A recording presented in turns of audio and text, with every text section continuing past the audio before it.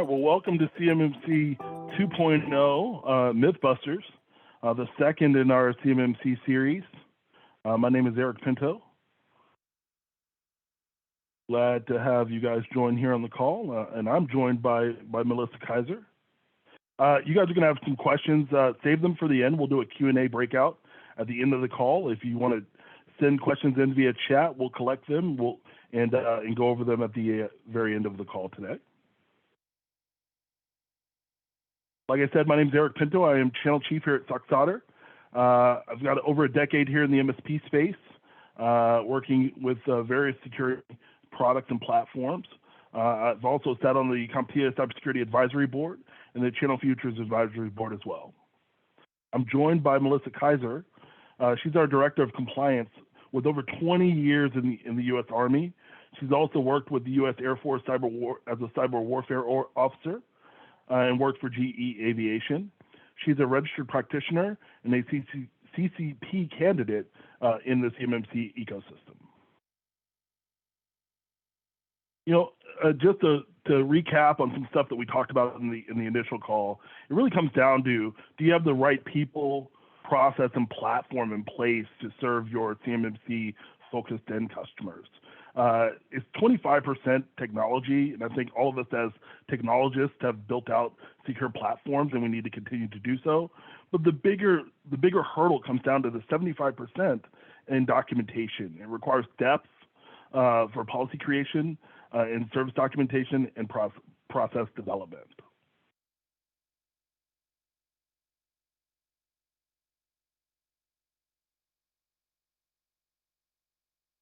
Okay, hi everybody. Oh, sorry, Eric. Yeah, I was just going to do a bit of an agenda setting here. So for the call, we'll do a recap of part one. So what did we discuss on the previous call over the summer? We'll talk about some ecosystem definitions. When do you start? It really is, you got to start now, and I think we'll talk about that and help you guys understand, where we are in the timeline of CMMC. We'll talk about some of the top common controls that are today not satisfied according to the DIBCAC, and things to avoid. And then at the very end, we'll talk about our coaching program that we're announcing today. All right, thanks, Eric. I appreciate the introduction. Right. Okay, just to recap, because I think it's really important for if you weren't on the first one, because I think these things are important for you to know. So a year ago, we went from CMMC 1.0 to 2.0, and that reduced 5 levels to 3 levels. Level 1 remains the same, 17 controls, and it's going to be a self-assessment, self-attestation. Level 2, when they went to level 2, they went from just CMMC with 130 controls to just NIST 800-171 Rev 2. And so that eliminated 20 controls from this, which is great news, right? For you, the MSP, and the end customer. It's less of a headache. The other thing that I think is really important is the DFARS clauses. Make sure you read the DFARS clauses, because it is more than just NIST 800-171, and a lot of people just don't review them. And it's really important to know what they say, specifically the 7012 clause. That is the reporting requirement. NIST 800-171 just says, hey, report to the right authorities. Well, the DFARS clause tells you what authorities, who you need to report an incident to, and how you do it, and the information that is required.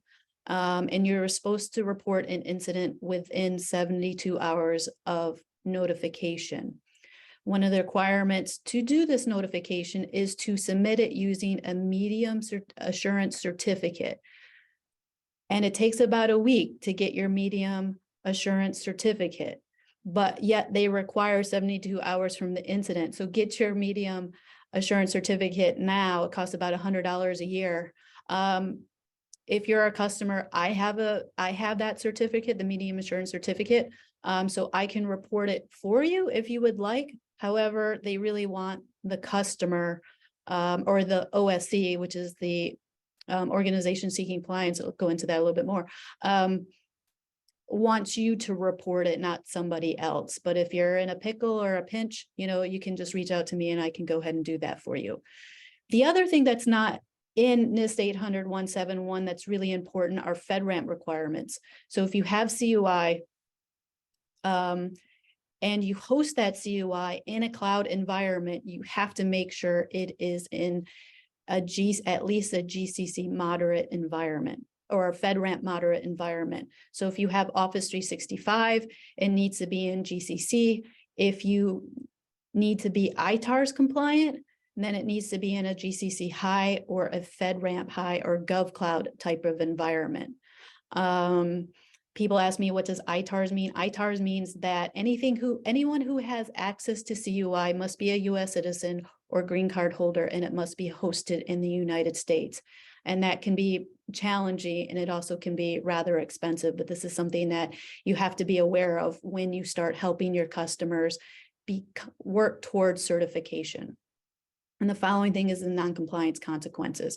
If you say, hey, yeah, I'm good with CMMC, and come to find out you lied on everything, and somebody from your organization says, hey, they're lying on this, you could have the Department of Justice come down on you and you get the False Claims Act, which is a pretty hefty fine, and it'll probably make you go out of business. So make sure that when you submit your SPRS score, it is accurate, it is correct, because you could be charged under the False Claim Act.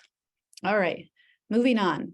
All right, this is my road to certification. This is what I think you should start with first. Very logical path. First of all, I have a lot of people come up to me and says, how much is this going to cost? And I'm like, I don't know. I don't know what you have. I can't do anything until I do a gap assessment. And that tells me, where you're at in this process, where are you at in the controls? And from there, I can give you a pretty good understanding with your help, the MSP help, of how much is this going to cost and how long it's going to take. So once we do the gap assessment, we start working on the plan of action and milestones, and we hurry up and write the SSP. The SSP is not going to be very accurate because you have to complete your POAM, which is your technical remediation and your policies and procedures. And like Eric said, 75% is about writing the policies and the procedures and creating lists, creating checklists, and that sort of thing. So we need to write the policies and the procedures based on how you configure and how you work all your technical services. They have to go hand in hand, and it has to be accurate, because the auditors are gonna take a look at that and maybe poke holes, but they're gonna look at your policies and procedures. They're gonna conduct interviews with the people who are responsible, which is typically your security officer, and make sure that they know what they're supposed to do, and they can back that up with the policies and procedures and the artifacts. And the artifacts are reports that your SIM would generate, what your antivirus generates. They're going to be looking at that and making sure it all lines up. And then you update your SSP, because you really need your written policies and procedures to write an accurate SSP. So we just update the SSP. And I put the SSP in the beginning because the only way you can play in the DoD sandbox or playground is to have that SSP, because when you submit your SPRS score, which the top score is 110, the worst score you can get, SPRS score, is a -290. So when I have customers that say, oh, you're a 30, I'm like, yay, that's really great, because the average score I see is a -50. Most customers think that's horrible, but it's actually really good. And the better your SPRS score, the DoD is going to look at it when awarding contracts. They're going to put more weight towards a better SPRS score. So as you do the remediation, make sure you update your SPRS score in the DoD's. It's called a PIEE website. That's where you input it. But in order to submit your SPRS score, you have to have an SSP. So I just want to clarify that. Once you have that, step 4 done, update the SSP, then you really need to go into a readiness review. And a readiness review should probably be a third party. I would suggest a third party, and just to check everything. So if you have 3.1.1, you say yes to, the third party is going to say, okay, show me that, yes, I want to see your list. I want to see everything you have, your documents, your policy, your artifacts. And that's just to make sure you have, dotted your I's and crossed your T's. And once you fix everything from the readiness review, you are ready for certification. And how do you get certificate? Oh, before we get into that, these are some of the technologies that you need to implement. And this is about a 90% solution. So most of you all have this in your toolkit. You already have some of these services that you offer, but this is what you need. There might be a few other ones depending on how your customer is set up, based on, just the way they operate, the way you operate. And you can see in green, these are the things that SOCSoter can help with. So let's go into how do you get certification? Okay, I gotta give you some definitions and some terms so you understand what that is. First, you have the Cyber AB. The Cyber AB was formerly known as the CMMC AB, and AB stands for Accreditation Board. They are responsible for certifying the organization seeking compliance, the OSC. So they're responsible for training the consultants. They are responsible for conducting the background checks for the organization. They are responsible for ensuring that the assessors know what they're doing, and a consistency throughout the ecosystem to make sure that one assessor, all the assessors kind of assess in the same way. So the biggest thing that you need to really worry about or be known is the C3PAO. I know it sounds like Star Wars something or other, but the C3PAO is a CMMC third-party assessment organization. So when you are ready for certification, you will go to the Cyber AB marketplace and do a search for a C3PAO. Currently, I just looked at it today, there are only 31 C3PAOs out there. Now, there are going to be approximately, the DoD says, 200,000 organizations that need certification. So it's going to be tough to get, a C3PAO out there. The next one I want to talk about is the Certified CMMC Professional, the CMMC, the CCP, which I'm a candidate, is a 40-hour class and it's really in depth. It really talks about all the controls, what to look for, how do you interpret it, some tips on what needs to be done. For me, that was a really great class. It was very eye-opening, and I've studied this regulation for about 3 years. So it was really helping to tie up some loose ends. Then you have, so the CCP, you have to take an exam. So the beta exam, there was one beta exam released this fall. And the people who passed the CCP, there was only 64. There's only 64 CCPs. From there, then you have to take the Certified CMMC Assessor exam.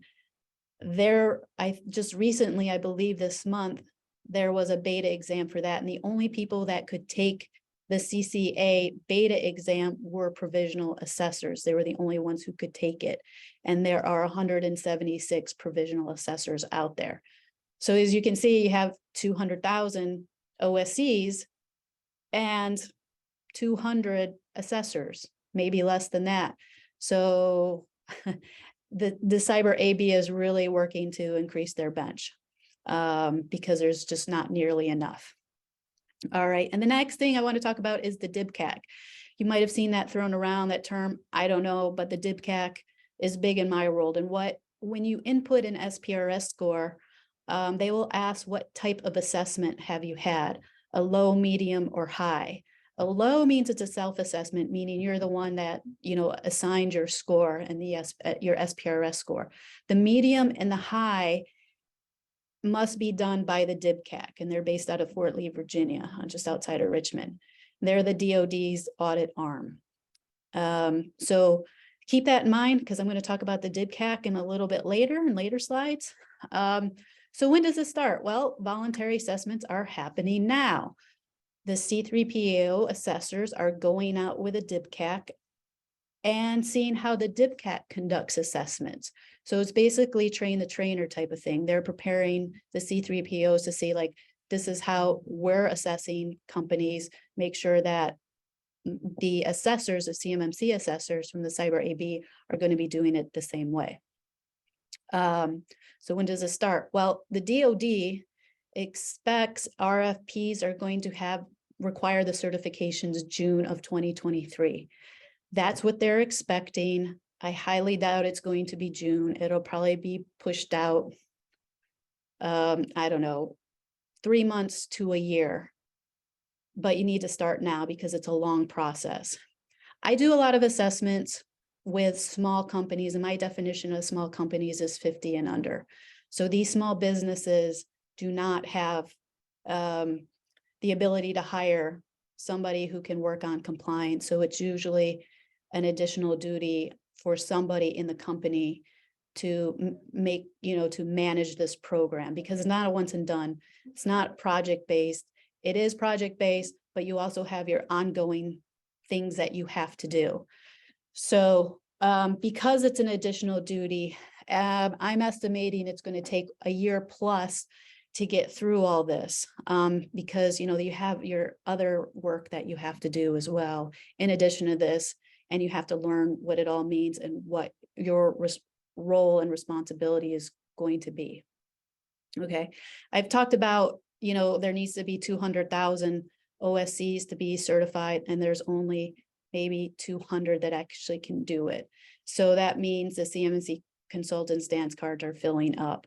So if you haven't started, reach out to somebody and interview them, make sure that they understand the intent of NIST 800-171. They have a really good understanding of it, because it's not simple. You have to dig and you have to peel back that onion.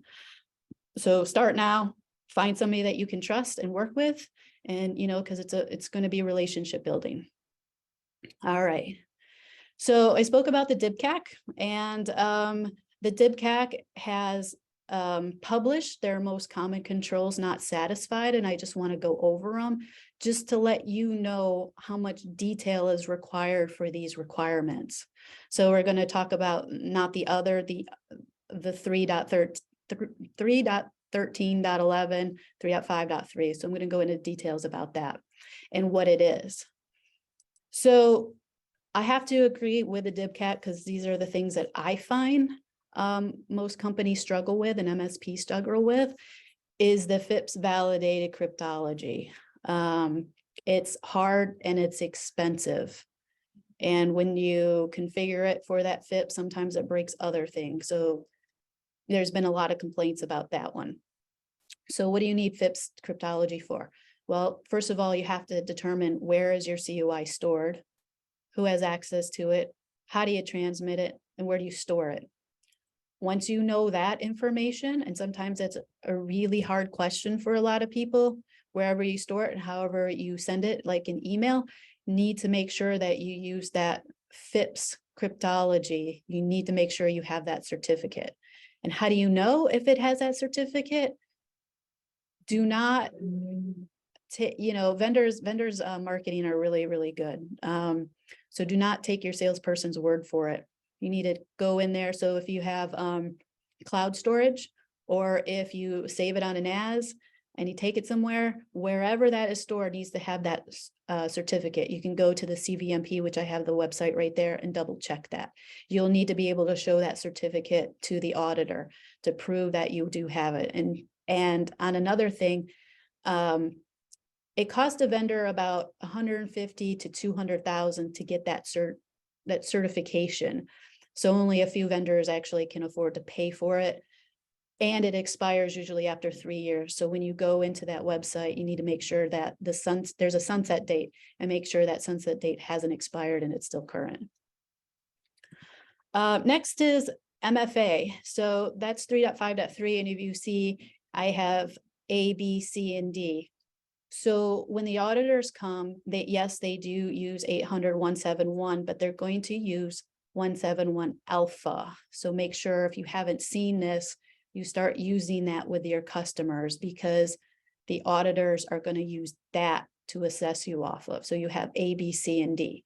Because a lot of times you say, yeah, I use MFA for local and privileged accounts, but then it goes into privileged accounts are identified. Whenever you see the word identified, make note that means list. You need to create a list. So who are your admins? Do you have a list of who are your admins? Sometimes they're like, yeah, I do. I know who it is. And then they're like, oops, I forgot about this person has it. So make sure you have a list of that. MFA needs to be enabled on everything. Anything that touches CUI, enable MFA. I think, MSPs, you have, after some of the RMM hacks, you have MFA enabled, but make sure your customers have it as well. All right, identify, report, and correct system flaws. So this one's a big one. System flaws. The definition of system flaw, it's just not just patching. You have to look at your vulnerability scans. You have to conduct configuration scans and do some manual reviews. So how do you identify it? What's the timeline? How often do you run your vulnerability scans? How often do you run your configuration scans? What's your manual review look like? Did you document that when you do it? And do you categorize the type of flaw that it is? Is it high, medium, or low? Okay, so say it's a critical. All right, so a critical flaw, how much time do you have to remediate? What does your policy say? Does it say you have to remediate within 5 days? I hope it does, has some kind of timeline, and I hope it gets remediated within that timeline. Remediate or mitigate. If you can't remediate for some reason and you mitigate, you have to document it. There's all this sort of documentation, and you have to prove that you've done it as well. So that one's a tough one. All right, 3.11. This is about risk assessments. I've never seen anybody do a risk assessment. It's just something small businesses just don't do. I've never seen anybody do it. I've seen some policies, but they don't actually follow the policies. And the risk assessment isn't just a vulnerability scan, because I've heard that too. In order to do a proper risk assessment for CMMC, you need to review NIST 830. It's about a 150-page document that outlines how to do a risk assessment, because you need to look at the company holistically.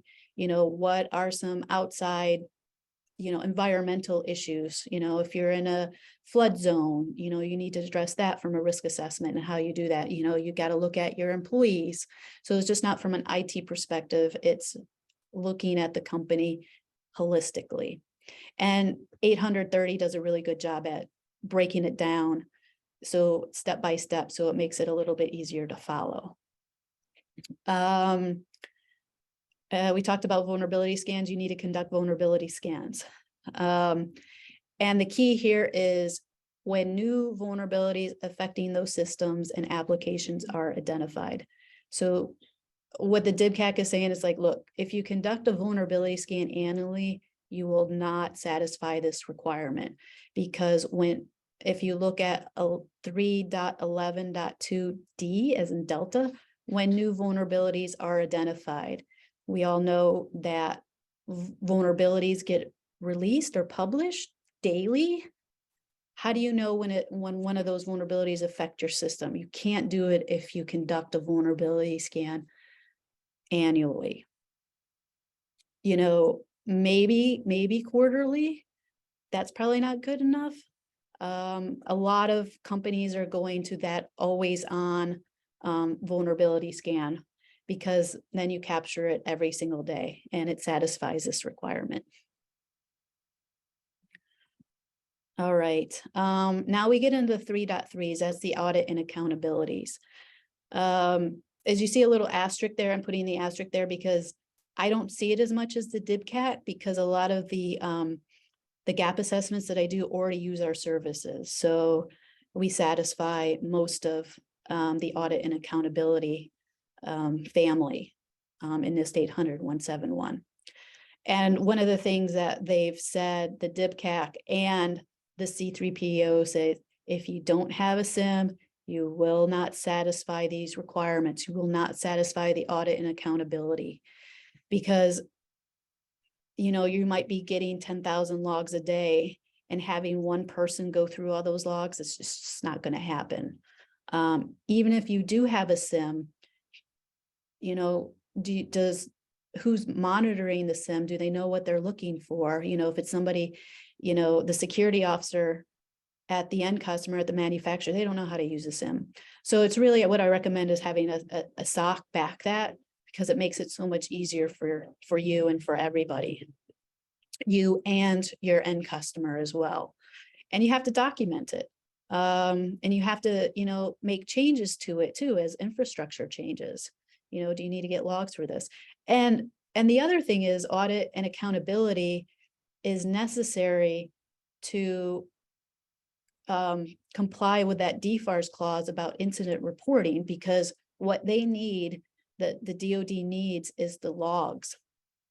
When you send up the incident, they want to see the logs and or the packet that caused the incident. All right, event and audit logging failure. You know, does your SIM tell you that, you know what, you're not receiving the logs anymore? You know, do you get that notification, and who gets alerted to it? And what do you need to do? And correlate audit record review, blah, blah, blah. This is where your SOC comes in, because they're going to do the analysis. They can get the reporting. If an incident happens, they have all that information for them. You know, there might be some suspicious or unusual activity. And if you're not trained for that and trained for the use of your SIM, you're not going to capture that. And you also have to make sure that your SIM is configured correctly. It's seeing the right traffic. It's getting the right events. Because what we see is like, yeah, there's a ton of logs out there, but are they security logs, or is it just like, yeah, I'm getting the logs. Yeah, I know your firewall blocked these IP addresses. Yeah, I get it. But that's what a firewall does. We don't really care. We care what comes into the network. So make sure that, you know, your SIM is seeing the right type of information. Okay, next is the incident response family. I see a lot of incident response plan, but I have never seen anybody actually test their incident response plan. Because when an incident happens, it is very, very stressful. And if your team doesn't know who's supposed to do what, when, it's going to make this even harder for you. And when it becomes harder, it becomes more expensive, because it's going to take more time and it's going to take more resources. So that's why they want you to test it. And testing can just be a tabletop exercise. It's like, okay, this happened. All right, they need to fill out this paperwork, and then it needs to go here, and then it needs to go here, and this person needs to maybe do forensics, or they, you know, just figure it out. You know, one tabletop exercise could be, you know, if you have a ransomware attack, what do you do? You know, first of all, you need to make sure in the back of your head that you report this to the DoD, because the DoD wants to know these things. But does your team know what to do to make sure that this incident doesn't become bigger than it actually needs to be, that you contain it, you make sure it's off the network? Okay, this one right here about establishing and maintaining baseline configurations. This one's a tough one too, because what is your baseline configuration based off of? Do you base it off the DISA-STIGs, the CIS benchmarks that tend to be the most popular ones? How do you base it off of? You know, what do you use?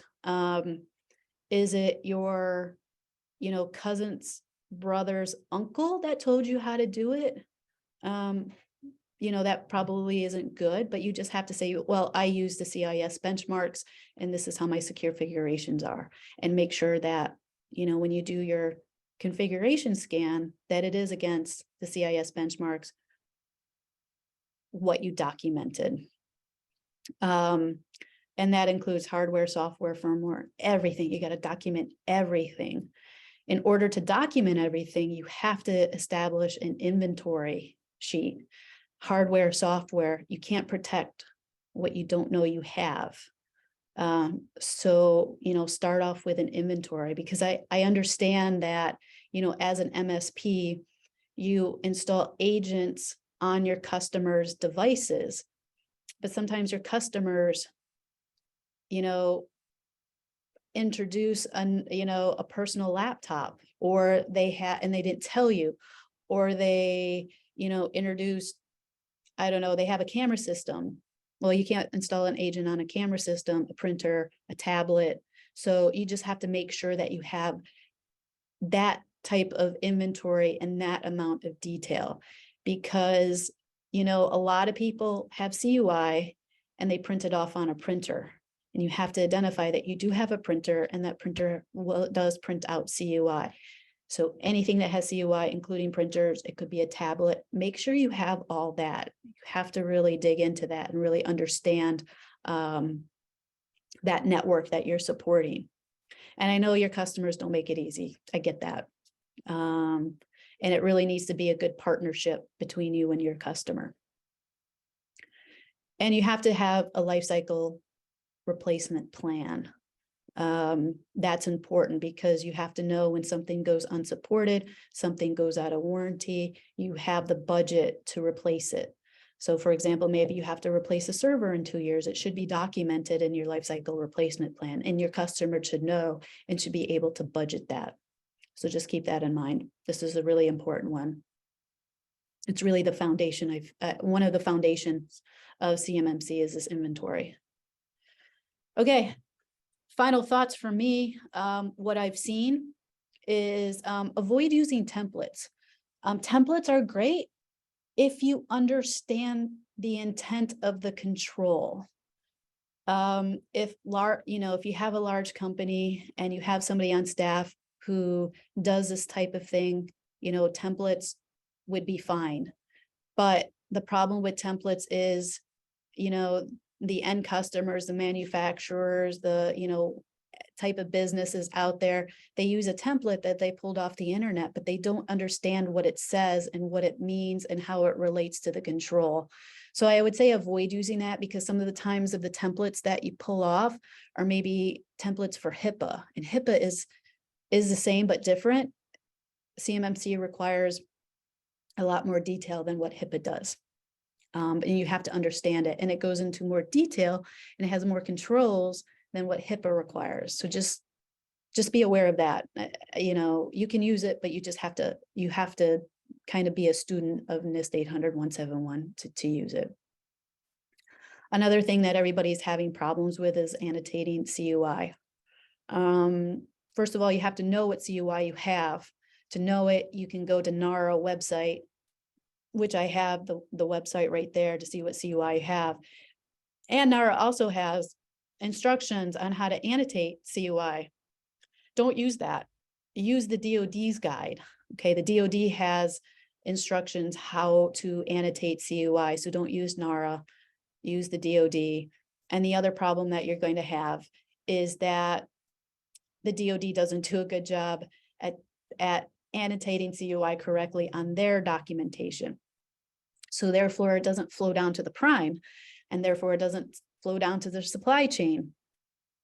So you're using documentation that is non-existent, and the assessors are saying, so what? You have all this information. You have to still annotate it. So this one's a tough one, but not having it, from your customer doesn't excuse you from, making sure that it's documented correctly. The next one is about FedRAMP. If you have an ERP system, if you use Office 365 to store your CUI, make sure it's in at least a FedRAMP moderate environment hosted there. And make sure you ask, the vendors if it is or not. And you need something in writing from them. Not just, yeah, from, your sales rep. Sales rep typically doesn't know that much. So make sure you get some kind of documentation in a user guide or something like that to confirm that. All right. If it wasn't hard enough as it is, Rev 3 is supposed to be released the spring of 2023. So rumor has it that NIST isn't going to eliminate any of the current controls, 110, but they're probably going to add more in there.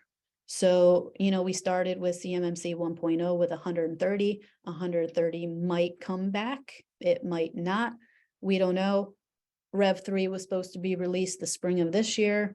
So I'm not sure if spring of 2023 is going to be accurate, but they are working on Rev 3. And finally, the $1 million question that you guys probably all want to know: how does this affect MSPs? A lot of webinars that I've been on with this Cyber AB and the DoD says, yep, they'll be in scope. And then they ask for more details. What does that really mean? And they're like, we don't know yet. So what I would say is that if you touch CUI, you would probably be in scope. And how do you touch it? You could touch it through your RMM because you're making configurations and that you're admin. They could go down that road. But just make sure that you're prepared. Make sure, your employees have your background checks, have an acceptable use policy that you sign, and just kind of look at these controls and making sure that you're pretty much satisfying them yourself. I think that's probably the way to go. And just be prepared. I don't know what that means. Nobody knows what that means yet, but we're still waiting. So that's all I have for you today. I'm going to turn it over to Eric, and Eric is going to talk about, how we can help. Yeah, I'm pretty excited to announce our CMMC expert coaching platform, which Melissa and her team have worked to put together for us. As we go through this, there's ongoing training that's obviously going to be required. So we'll have that as part of our program. We'll assign homework. There is going to be work to be done in between coaching sessions. There'll be a monthly check-in with your coach. And it's designed to keep clients on an implementation path and then keep clients on track for future auditing.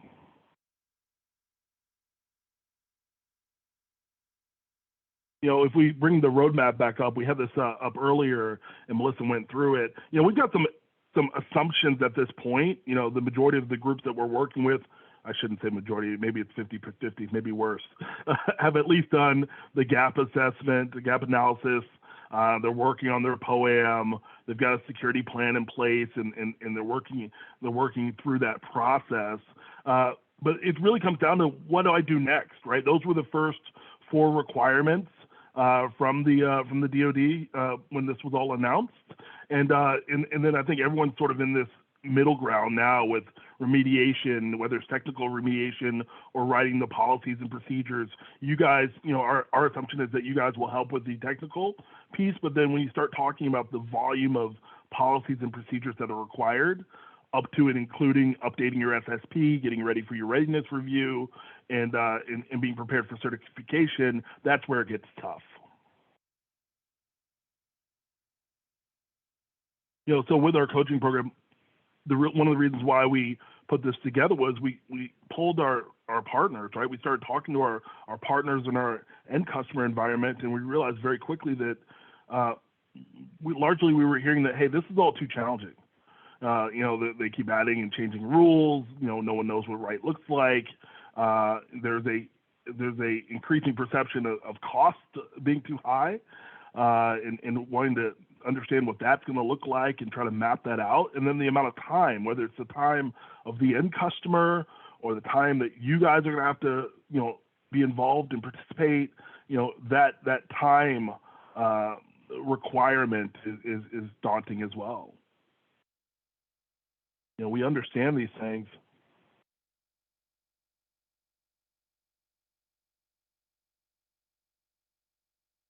Melissa, if you can go to the next one here.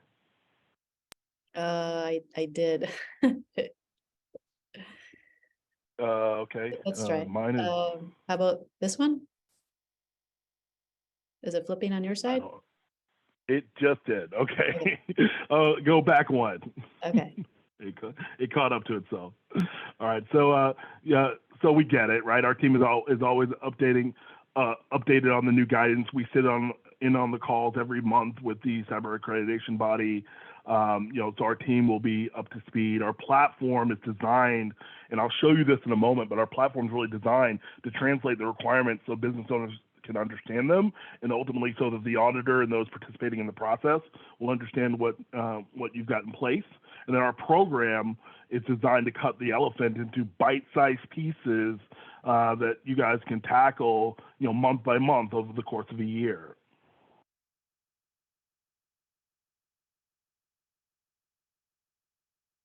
And then in terms of the coaching, what do you get with it, right? So what we've put together, and please give us a call, send us an email. Let's talk to your partner development manager, and they'll walk you through the pricing here. But what we've put together is a program that it will include 4 hours each month with our CMMC expert, someone that's very familiar in the space, to walk through the requirements, schedule meetings. We'll provide guidance.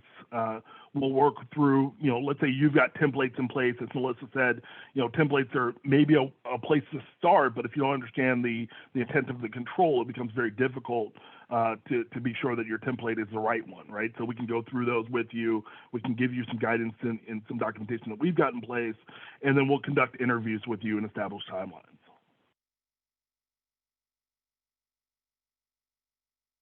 And here's some more examples. I wanted to include this in the slide deck so that if you guys are watching the video or you want to take a screenshot, these are other things that we're looking to include. I won't go through the whole list, though.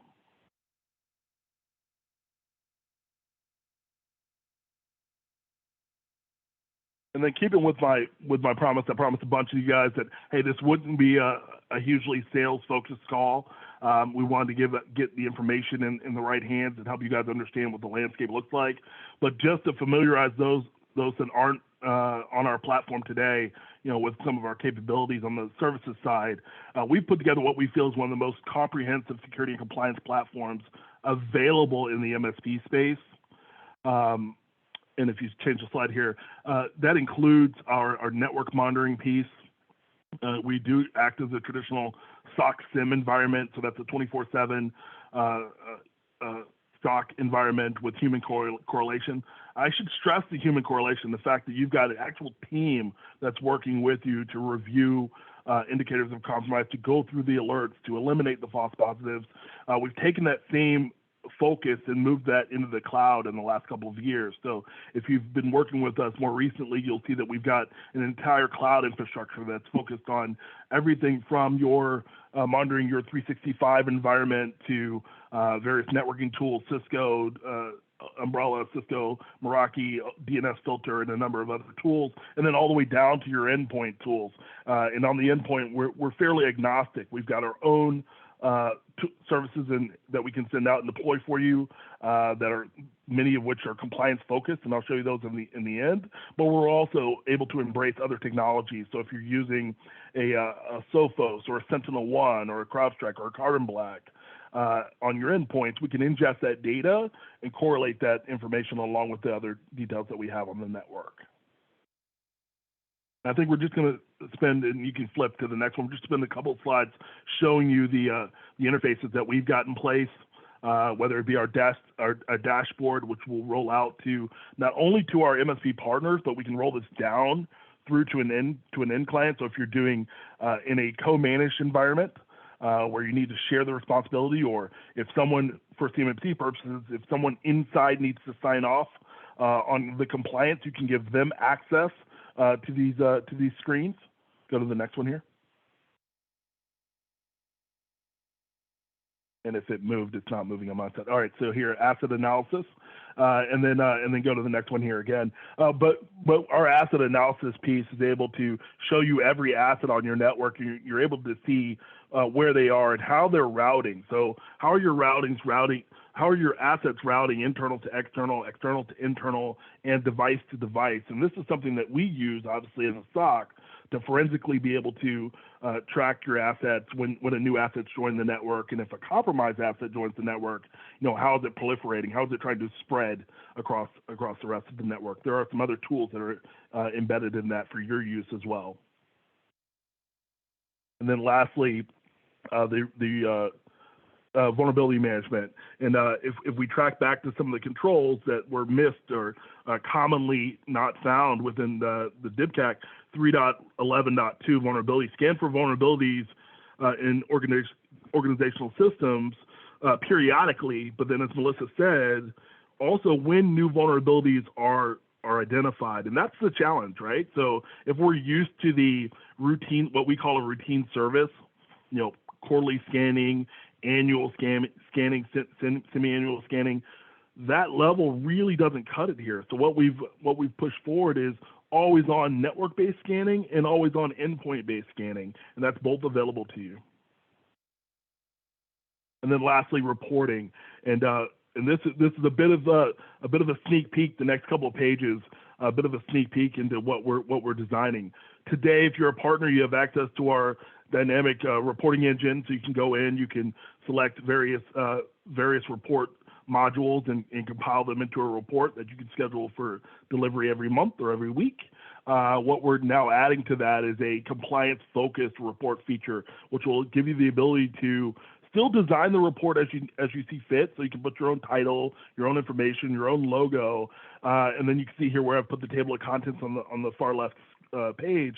But then more than that, the ability to align the control requirement with the metric, right? So you can see it all on the same page. And the design here is that the auditor will be able to sit down, look at this information, look at your reporting output, and very quickly sign off that you're actually doing what you said that you need to do. Evidence is obviously another big piece of it.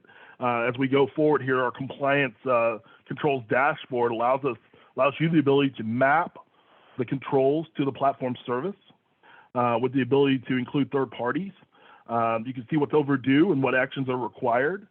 You've got the ability to schedule next steps and the ability to document each action. How do you prove that you've done it? Again, being able to prove what's in place is important. And then we've also got a desktop view. And then that desktop view, you're not only able to look at the company as a whole, but as an individual desktop, you have the ability to review by device and audit compliance very easily. So you can see here, red light, yellow light, green light. You can see exactly what you've got in place and where you're compliant. And you can review the desktops and benchmark against a variety of requirements there as well. So you can see 805.3, disable airdrop, CIS Control 8, audit log management, and on and on. And with that, I think we'll open it up to Q&A. If I can ask Melissa to join us back here live on the call. I know we've had some questions come through in the last hour. Yeah, and one of them was, are we going to publish the slides or publish this webinar? And yes, we will. So you guys will have access to this as well. We'll send it after this webinar is over. We do have some questions out there. What sort of background or experience is needed to go for a CCP? And that's really nothing. Background check and reach out to, I think it's called an LTP, and they are an organization that teaches this sort of thing. You can go on the Cyber AB website and marketplace to reach out to somebody. Do not really have to go through the Cyber AB. So once you get done with your CCP training, then the LTP will let the Cyber AB know, and just for them to annotate it. And you said that's 40 hours of time though too as well, right? 40 hours, yeah, it's a week. Yep, it's a week. All right. The next one was, is SOCSoter a C3PAO? We are not yet. We are a C3PAO candidate. So when it was a CMMC AB, they had the candidates listed, and then they went to the Cyber AB. They took out the candidates, and now it's just the people who are been through the DIBCAC assessment. So how many C3PAOs did you see on the list today? 31. I mean, there's just not very many in the country at all. Right. Yeah. In the original CCA certification path, there were different levels. There are different levels. there is, I'm trying to think of what it was, to, when it was, I believe when it was CMMC 1.0, you had to be certified at level 1, level 2, and level 3. I believe the CCA, you still at level 1 and level 2. I think, I don't know. I would have to look at the Cyber AB website to see that. It changes all the time, and sometimes I just can't keep up with the changes that the Cyber AB does. But I don't know. I'll have to look at that. All right. Next question. We had a client hosted on GCC High who recently told by their MSP they could move to Microsoft Public Cloud. Is the public cloud enough for CMMC level 2? I know it is not for ITAR. It needs to be just GCC. Public cloud is not good enough. So everybody talks about GCC High, but nobody talks about GCC. It just needs to be GCC, and you need to make sure. I think it's probably more expensive, but public cloud is not going to be good enough. You need to make sure it's GCC High, or ask if it's in a FedRAMP moderate environment. And those are always really tricky type of questions, because nobody really talks about the DFARS clause. So those are the questions. Eric, did you get any questions come to you before this webinar? Yeah, the question I got before, and I know you sort of answered it, but with everything changing and seemingly continuing to change, what can I do? How do I help my customer get off the fence? And this is something that not only did I get the question earlier today, but I probably get it once a week as I talk to our partners. So what I do when I talk to the customers, I ask them, how much is your business with the DoD and how much is it commercial? If it is, 90% DoD work, then I don't that enough should be like, well, can I survive on 20% of my business or 10% of my business just going commercial? Because the DoD is going to look at for that certification, and you're just not going to get that work. You're not going to win that contract. I don't know what people are waiting for. I really don't, because the DoD is saying, like, dude, I don't understand. Why are you having a problem with this? You were supposed to be certified back in 2016. It's 5 years later. Why haven't you done anything? So the DoD is playing the world's smallest violin. It's like, you've had 5 years warning. I don't get it. So yeah, it needs to be, it's, starting in 2023. Odds are, what program is that going to be? I don't know. Nobody really knows yet. So I don't know what it's coming. I mean, the lady who is implementing this from the DoD is like, it's coming. It's not, this train's not stopping. You need to start. It's hard. It's hard to. I'll add into that too. I think that a year ago or a year and a half ago, I understood the trepidation. But if you just look at some of the hard dates that Melissa had in the slide deck here, June 2023 is an expectation of contracts starting to require it, right? So we are now effectively 6 months away from contracts being able to include it. So, and then if you look at the other side of it, you have a lot of work to do before the actual audit. So call that 8 months worth of work, call it a year's worth of work. When are you planning on getting started, if you can expect that your contracts will have in early 2024? Right. And everything I have here, all the webinars that I'm with the DoD and kind of the leadership, they're all saying start now. And they've been saying start now for the past year. So, yeah. All right. Well, I want to thank everybody for joining us on the call today. On the call today. If there's any questions, feel free to email them in to us. We'll get to them directly with you. If you want to set up a call with Melissa and her team, You can go one-on-one and go through some questions. You can do that as well. And again, thank you for joining us. Yeah, thank you, everybody. If we don't talk to you, I hope we have a nice holiday. Merry Christmas, Happy New Year. And, my thing is I want to teach you guys because I want you to be educated in all this and help you support your customers as much as possible. So thank you all. Appreciate it.